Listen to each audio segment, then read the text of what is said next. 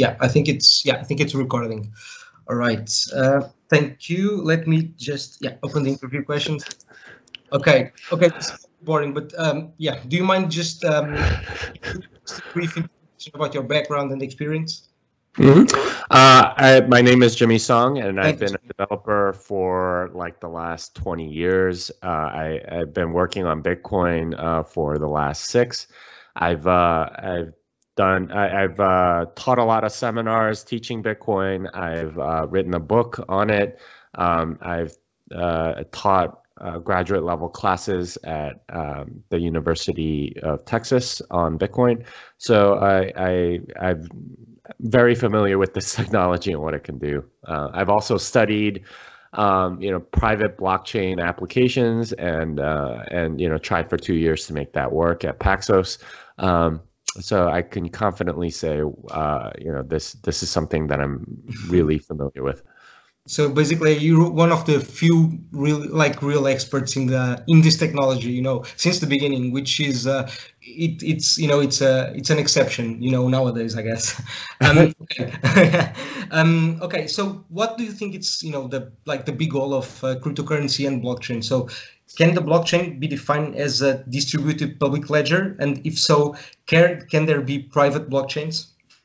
Well, I don't really see the point of doing that. I mean, you certainly can, and people have tried to, make quote unquote like a distributed ledger or whatever. But there's no real point to it if there's a central point of failure or somebody that controls the whole thing. And vast majority of the time, there's somebody that's doing the controlling, right? Whether you call it like an ordering service or some sort of coordinator or something like that. It's always somebody that does the actual, determines whether or not something goes in or not. And the only real thing that you're getting out of it is the same thing that you would get out of a normal database. It goes in, and you have the additional vulnerability that everyone else knows what the heck you're doing, which doesn't really make sense. And there's talk about encrypting that data, but generally that's a really bad idea because data isn't a barrier instrument. Once it's there forever, and if you ever lose your private key, then all of your data is compromised. So it's not really something that can add very much, at least taken whole hog, like the way that most people sort of see this tech. And I mean, I guess that's it. Okay. I mean, I think I completely agree with you on that front. I think, if it's, if it's meant to be public, it should be public. But if it's going to be public, you should be careful with what you do. Yeah, I completely agree. Okay. So, I mean, for you, what's the role of Bitcoin, in the crypto space? Is it like, is it going to be like, I'm not going to say like, the crypto king, but, the currency and the one that's going to dominate the conversation around cryptocurrencies forever? Well, I would say that Bitcoin's the only one that's actually decentralized. Everything else has a central point of failure. So from a technical and economic perspective, it's the only one that's actually interesting. Everything else is sort of a copy of something that existed before. We've had centralized currencies before. And I mean, even in the 90s, I remember something called flus, and they were trying to be the internet money or something like that. They spent hundreds of millions of dollars and didn't go anywhere. But yeah, I mean, Bitcoin to me is the one thing that's actually decentralized and digital, and that's something that we didn't know could exist until Satoshi Nakamoto invented it in 2008. I would say, everything else is, sort of taking on the halo effect of Bitcoin, but really they're all centralized. So I don't see how it's at all interesting. It's a central bank basically, printing their own money, and because people don't really understand Bitcoin or what the actual value proposition is, they go out and buy all this other stuff because they can't distinguish, or they don't really understand what money is or what the really good properties of money are. Exactly. I think most people don't understand the difference between money and currency. I mean, I even wrote an article this week, published it at CoinRivet. It's one of the newspapers I write for, like, explaining exactly that most people, at least I don't think that most people understand the difference between money and currency, and that Mm, people should try to get money, not currency. mm, But yeah, speaking of that, I mean, I watched your debates at the blockchain dev match. I loved it, of course. uh-huh. And I think one of the things that you kind of show is that when you push people's buttons, they usually say something like, in the lines of, one day you'll get regulated, or one day you'll see how regulators will get Bitcoin. And that's exactly the point, which is they won't. They can Uh-huh. try, and as you said, they can get, like, probably they will have a regulated version of Bitcoin, but it won't matter at the end, because people will Uh-huh. just use the public one. So Yeah. yeah, I completely agree. Um, just speaking of, not I was going to say the problem of decentralization. It's not the problem. It's just which is that it's difficult to scale, right? So, Uh-huh. speaking of scalability and the Lightning Network, how do you think it's going to impact, cryptocurrencies in the future? Well, I think Lightning will definitely make settlement really fast, and it allows you to do some micropayments, which are things that we never really had in the economy before. Almost everything, at least digitally, had to Digitally, be a minimum of a certain amount, which is exactly. why you have to look at ads on like every website and so Mhm. on. Um, I don't know exactly how that's going to shake out, but the tools are there, and there's a lot more opportunity for entrepreneurs to figure out, okay, well, how can I use this to my advantage and provide a gooder service to people that can be helpful to them and where I can take a cut. And I mean that's how I expect it to sort of roll out. But yeah, I don't know. Like it's hard to say. We know that Bitcoin is a very good store of value, and really the only things that it competes against are maybe like gold, stocks, and real estate. Yeah. In that regard, so there's not much competition there. Micropayments you can sort of do on like Venmo and these other platforms, and I suspect that if it becomes very popular, um, that other providers will figure out ways to compete against something like Lightning, just Mhm. on like with fiat or something like that, Yeah, which is fine. You want that, of course. but yeah, I don't know. It's one of those things where I like the fast settlement and everything else, but the main use case for me has been and always I Sort think of. will be store Yeah. value. Yeah. Of course. Yeah, and I completely agree with you, because I mean, if you have a way to convert, fiat into Bitcoin, a easy way that's not really, well, it's always going to be, blockable by a government. But if we Uh-huh. find at least many different ways, well, at least, Mhm. we can store value into Bitcoin and keep using fiat if fiat exists in the next 20 years, which is something that we cannot guarantee for sure, especially with the new monetary policy, the MMT, which, personally, I Yeah. think it makes no sense. Well, it's an explanation of how the economy, has been working for the past 30 years. So it's, nothing new, but, yeah, but it is what it is. Yeah. Okay, so I mean, still, like, not around Lightning, but, Uh-huh. what other, I mean, if Lightning Network, it could be, and it can be a very good way to promote scalability around Bitcoin. What other, not technology, but, what other compilation of technologies do you think it could, increase privacy for Bitcoin? Um, well, I mean, there's already a bunch of stuff to, help privacy, Lightning Hmm. definitely being one of them. Yep. Some sort of sidechain technology. There are things like bulletproofs and ZK snarks and things like that, which sort of do perfect hiding.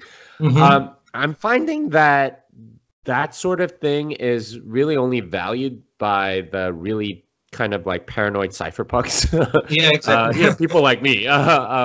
But the vast majority of people that actually do transactions, they don't really care, right? Like they don't care that somebody is looking at that stuff.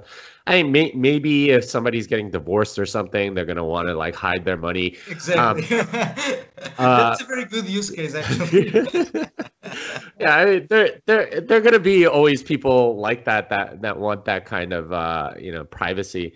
But privacy is actually kind of hard, and the thing about like doing perfect hiding is that there's a math theorem about this stuff. You either have perfect hiding or perfect sort of like supply limits. Okay. So you can't have both. So if you have perfect hiding Hmm. and like the math breaks at some point, Yeah. then it's possible for you to print extra money, which I really don't want. I think the Yeah. supply limit is much more important than privacy. Yeah. Um, but on the other hand, if you do, like it is possible to get some degree of privacy, and Bitcoin's doing a lot of that already. Um, but then you don't have perfect hiding. There's always sort of information leaking out, and that's that's part of like that's like a law of the universe. So it's kind of Never thought about I, it like that, but it's a very good point. Hmm. yeah, yeah. So we'll see. I'm not really sure how it'll all shake out, but there seem to be good enough solutions for the most part, and that's probably enough. Okay. Do you think that smart contracts are going to be like, very important in Bitcoin, or, do you think it's not really a technology that will matter in the future? I mean, I mean, smart contracts are already existent in Yeah. Bitcoin, have been Mhm. Yeah, from the yeah, of beginning. course. Well, yeah, of course. I mean, like the escrows. I mean, the escrows are smart contracts, I guess. Yeah, of course. Uh-huh. But Mm. yeah, I meant like, with the well, like, with additional functionality, I guess. Yeah. Oh, yeah. The only way you can make smart contracts work is if you have digital bearer instruments on both Okay. sides. Mm-hmm. And that's actually, it turns out there aren't that many digital assets like that. So it doesn't really make that much sense. Okay. Like most smart contracts that people want are like, okay, well, if this person doesn't pay rent, I want to lock them out of the house. Well, I mean, you could do that, but you still suffer from the Oracle problem. Is the person still actually on the property? Is this person actually like, does this person actually own the home and have the right to do that? These are all sort of like local jurisdictional, like case Okay. law kind of questions. You can't really Put it codify that on very easily. Yeah, yeah, yeah. Yeah, I mean, unless the entire government moves to sort of a digital bearer Mhm. asset model, that won't work. And even if they did, then you have stuff like, okay, well, this token represents my house. Somebody steals my private key, takes my house. Well, Mhm. now do they get to go live in it? Like Yeah, do they get exactly. to kick us out? Like it doesn't it goes against like all human experience, and it's not going to be like anything people will allow. So it's this kind of weird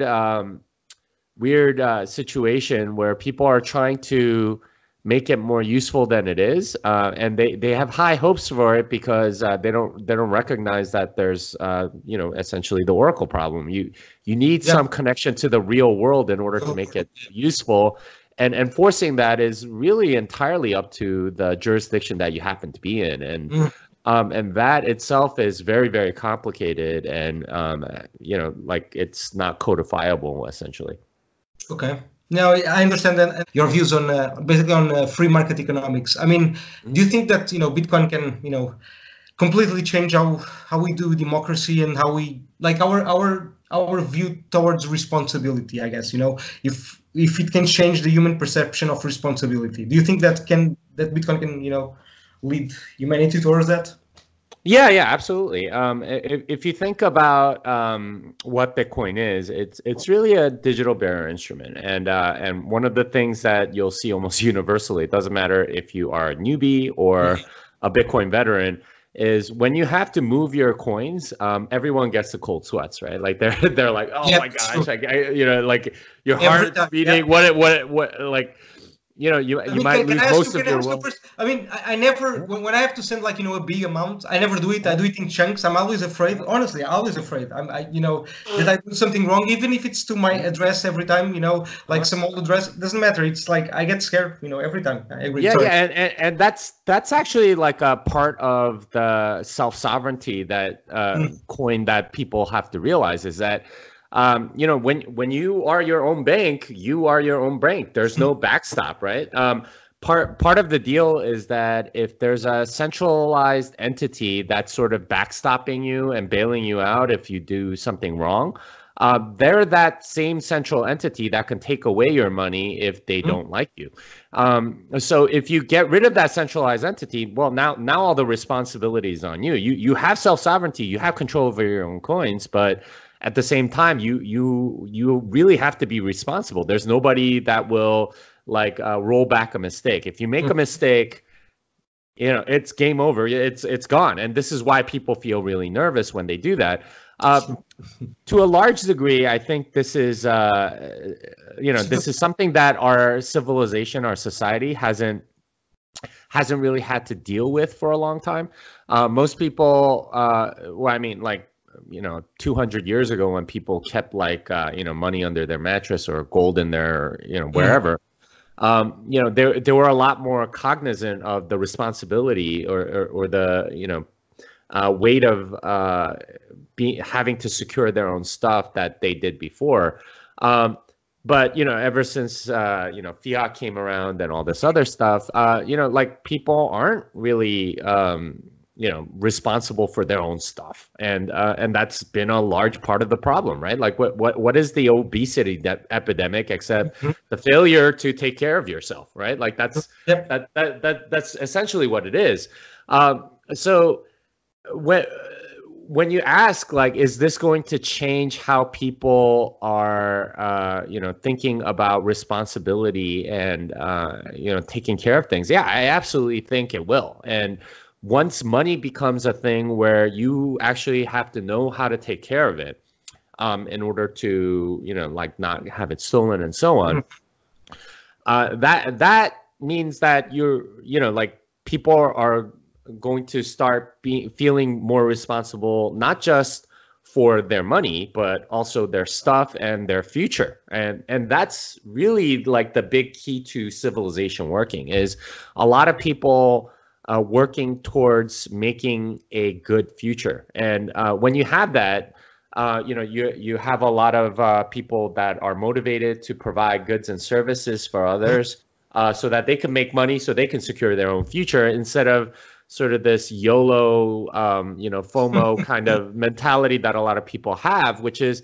hey, I'm just going to live for today. And you can only really do that if you are constantly getting bailed out of bad decisions, exactly. Which is kind of what fiat encourages. Whereas with something like Bitcoin, whole mentality has to change. And I don't know if you've noticed this, but a lot of people that I know that have gotten into Bitcoin, before they got into Bitcoin, they were living paycheck to paycheck, right? And you know, they'll spend their money on whatever. It's like, oh, I want to get this video game, or I want to get this car or motorcycle or clothes or whatever. After they get into Bitcoin, their behavior changes, right? Like they're like, wait, if I spend $10 on like the popcorn and drink at the movie, that's $10 I don't have to buy Bitcoin or something, like to store value for the future. It starts clicking for them. They start saving, they start investing, they start, you know, thinking about how to secure themselves. They care a lot more about OPSEC and things like that. These are sort of thoughts that come in naturally, almost as a result of recognizing the personal responsibility that you have to have in order to hold your Bitcoin. So, you know, yeah, I absolutely think it will change things, especially as Bitcoin gets more and more popular. The people that own Bitcoin generally will have to be more disciplined in order to keep it, and that's a good thing. I think you make you know, a higher virtue civilization or a population as a result of that. Cool. Thank you so much again, Jim. It has been like, you know, a real pleasure talking to you, man. And oh yeah, if you're ever in Europe, like, you know, just let me know. I'll go whatever you are. Just like, you know, have a coffee or whatever, man. I would love to. Okay, yeah, I'll be there at least for Baltic Honey Badger. I think that's the next one. Oh, nice. Okay, well, when is I might be there for Breaking Bitcoin as well. I'm not sure. I still have to figure out with the organizers if I'm going to speak or not. Okay. Okay. Cool. All right. I'll just follow your agenda, man. I'll Okay, know. sounds good. All right. Thank you. Thank you again, Jimmy. Bye All right. bye. Care, Bye. buddy. Bye.